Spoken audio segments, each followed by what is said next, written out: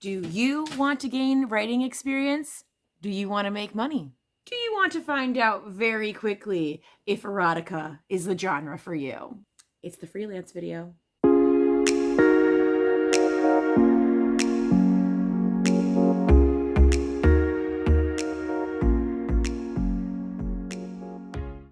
So I want to start off just by giving a disclaimer, like I typically do, that this is my experience. You may have a totally different experience, for better or worse. I just want to give a little insight about what I went through.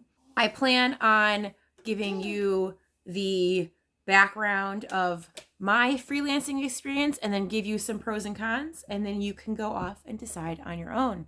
So way back in about 2016, back before I had any books published, Enshrine may have been done, but honestly, I don't think it was even at that point yet. I had decided that I wanted to make some extra money. I've kind of had this desire for a really long time to have writing be my full-time job. And if anything, it has gotten worse. But that's a whole nother story for another time. But all you need to know is that I was trying to find ways that I could do writing to make money, because I was working at a grocery store when I wasn't teaching, and it was not ideal. So after a little bit of Googling and researching, I had come across a website called Upwork. I'll put the link in the description, and I'll, have a little image here over my face. But Upwork, and I may actually do a little bit later of how the site works and how you can navigate it and get connections and all that. So there's a whole bunch of freelancing jobs. I just particularly looked at the ones that had to do with creative writing, but there's editing, proofreading, 3D art design, like pretty much if it's something that you can be hired like for project by project basis, it's on there. And again, I'll show it in a little bit. I got started with a nonfiction gig. You would pick a topic that interests you on a drop-down list, and you got a certain amount of money for how many words. So I started off with an article about quilting, and pretty much I had to take an existing article and add like 10,000 words to it. Maybe I did it wrong, but it was kind of shisty. Like I was taking things from other sites, and paraphrasing it and putting it into my own words, but they weren't like asking for where I got my sources. So that was I didn't really like that.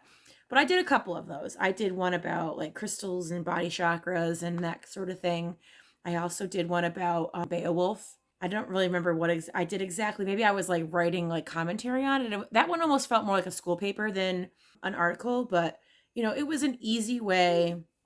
When I would be watching TV at night or whatever, I would work on these articles and I got money. Now, I was still on the hunt for something more. Now, before I get to the ghostwriting and all the sexiness, there were a couple other things that I did too on Upwork. This is just not exactly chronologically. So I have been a proofreader for certain things. Like somebody had an ebook, and I think they were just trying to get more ratings and exposure. So I had to read a book about yoga. The final thing I did before I talk about all my dabbling in romance is I did this really cool project where I was the translator and editor and proofreader for a Korean to English. I guess it was supposed to be like a comic textbook. And there were all these characters that were like teaching different things to Korean people that were going to be having English as their second language. And that one was actually hourly instead of by milestone. Upwork has the option where you log in and you do your work on the computer, and the computer takes screenshots every couple minutes, give an explanation of your work, or you can do by milestone. So for those nonfiction articles I talked about, I would, submit my work, and then I would get the payment afterwards. Or with a different project that I'll tell you about later, I would write so many thousand words and then send it to my client, and then he would give me payment for that. But anyway, I'm getting off topic. The project was really fun. The characters were really cute. And I was so gutted because whoever he was answering to, my client, didn't like it, or there wasn't enough interest. So we ended up going separate ways. But so that leads me to the part of freelancing that I have probably done the most. And I don't do it like constantly. It kind of seems like I go a few months where I'm working on this, and then I get my own project or something comes up, and that is ghost writing fiction, particularly romance novellas. So, those are like, and I'm not saying this is everybody in that genre, but those are like those Kindle Unlimited. You get, a whole anthology of different stories.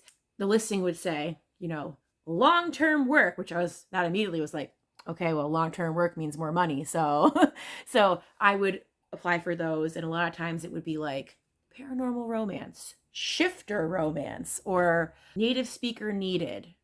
The easier assignments to get are ones that are overseas, although I have written for American clients before. These are those genres like bear shifter romance, stepbrother romance, billionaire romance, mafia romance, aliens. I pretty much did it all, and even westerns.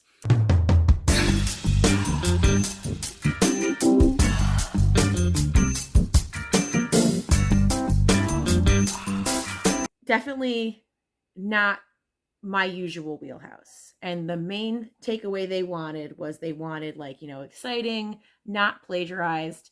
And a lot of times they wanted threesomes.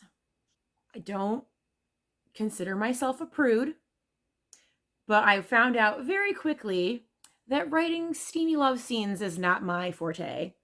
And maybe that's why there was none of them in Shrine. I started off doing ones that were like 10,000 words. And in the beginning, they were only like $50, which at the time, there's different levels of work you can get. Like they want like an entry level, they want someone in the middle, and they want experienced. And back when I didn't have anything published, I was okay with $50.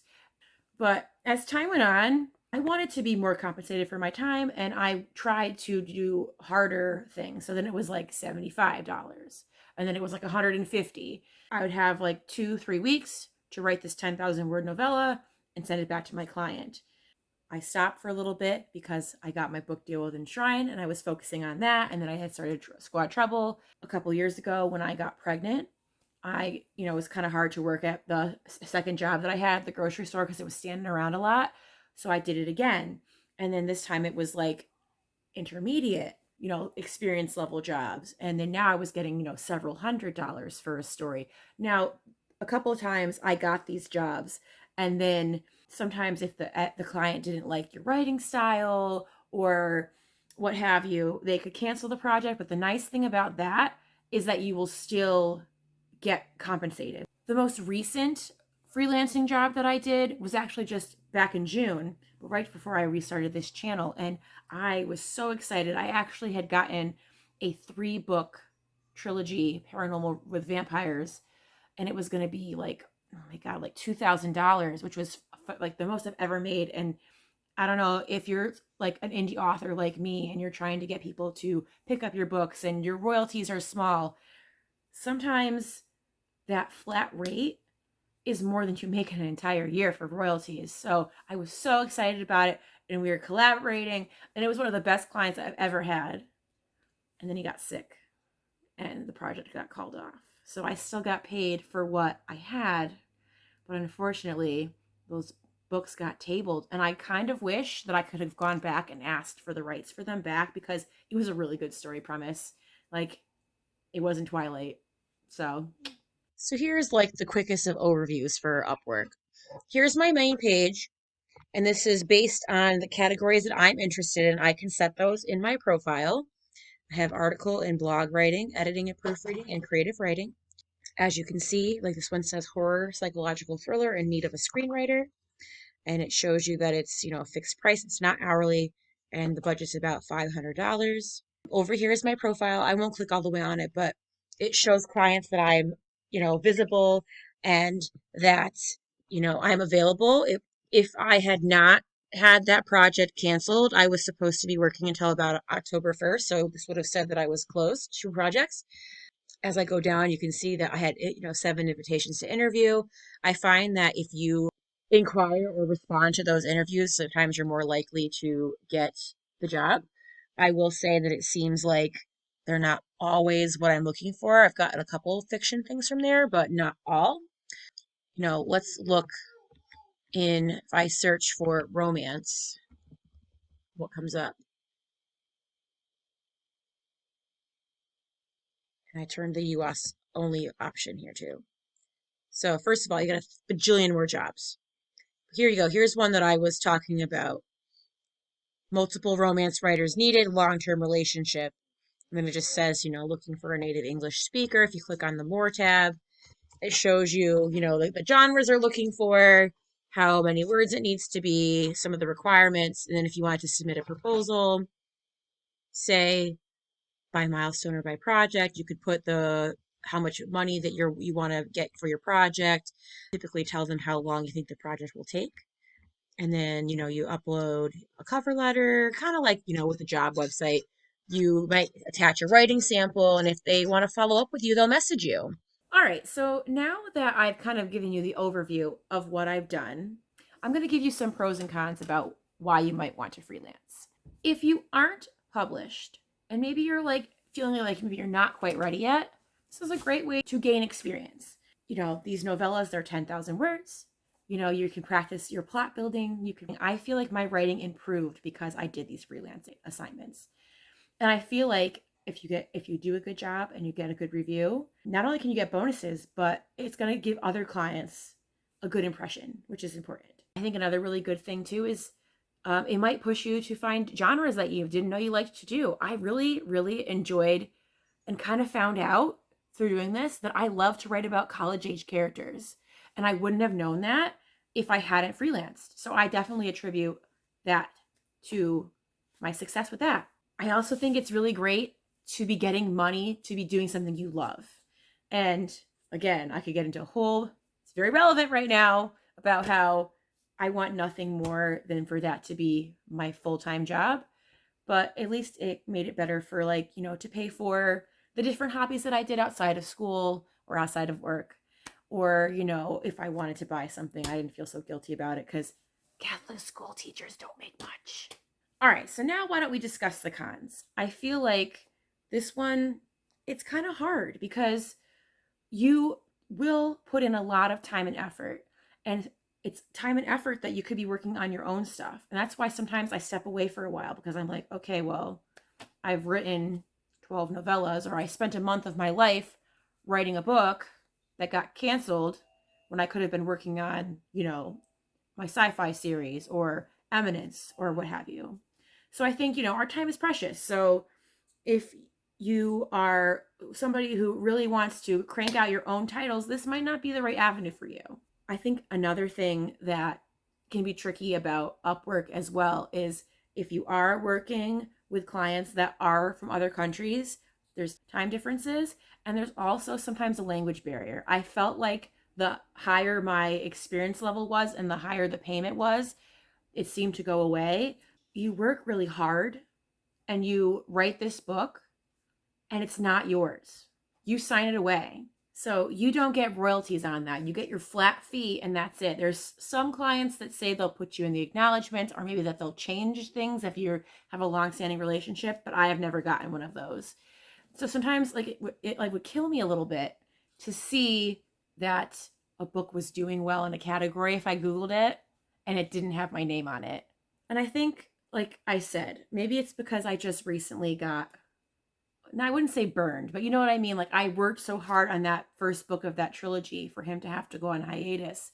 And I'm afraid to get sucked in again. I have all these great ideas and projects for things that I want to do. And I just don't know, especially with teaching right now, if I want to give up that free time to write for somebody else and have their name be on it. But that being said, I do like to make money writing, so I may come back to it someday.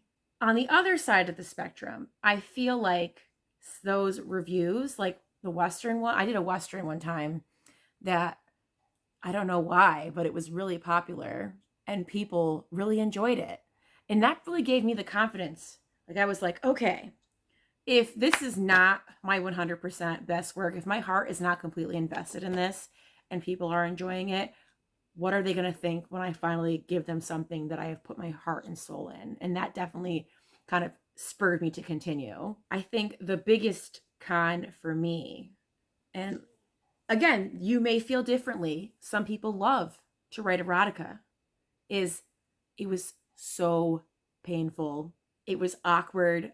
I cannot think of 1,000 synonyms for male genitalia. Like, it was just, I would try to change it up. Like, I don't want to be too graphic because YouTube, but, you know, I would try to have it be a dream sequence. Or maybe where a character was watching another character, and my clients were very specific. We want a male, female, male grouping, and it must be like this. And it kind of got to the point where when I would apply for some of these future jobs, that I would be like, how intense does it have to be?